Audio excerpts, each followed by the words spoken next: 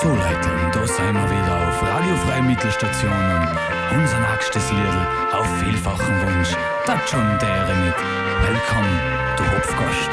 Viel Spaß! Juhu! Hey, der einzig Freile will die Royer Berglöwe. John Dere once again auf 42 FM. Du listeners Scheiß.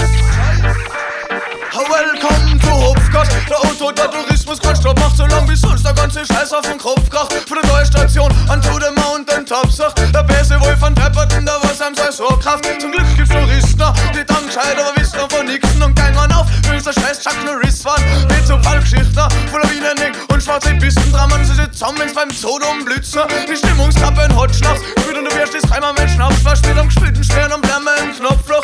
Alles in Gold auf Klick und es hat nix, wenn werden Grenadieren und dann Rockkraft in die Ruhe ist, das halt alles ein Job, sag Welcome to Hopfgast. Welcome to Hopfgast. Ich sag, ja, es braucht's nicht so da, wie wenn die Schule bei mir war.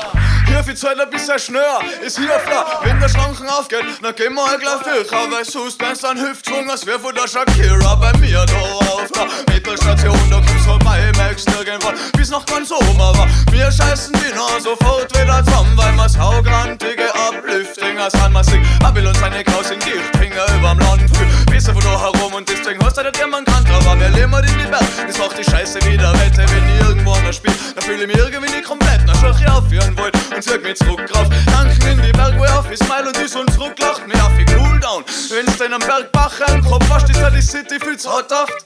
Oh, welcome to Hopfgast. Oh, welcome to Hopfgast. Oh, welcome to Hopfgast. Oh, welcome to Hopfgast.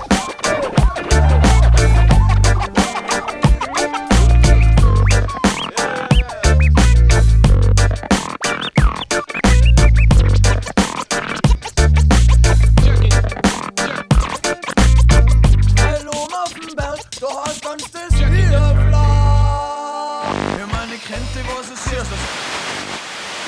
Wann ist mir denn das eingefallen?